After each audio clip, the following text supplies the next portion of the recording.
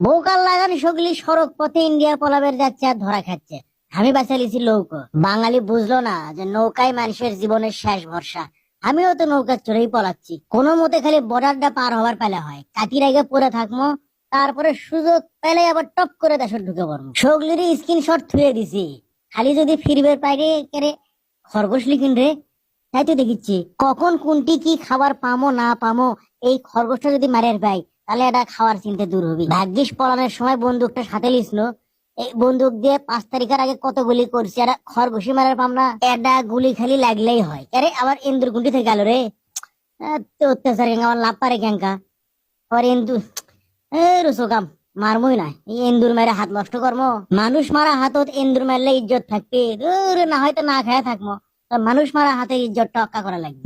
চলে আমার সাইকেল হাওয়ার বেগে। নৌকা ছেড়ে সাইকেলের গান কই কৃষক।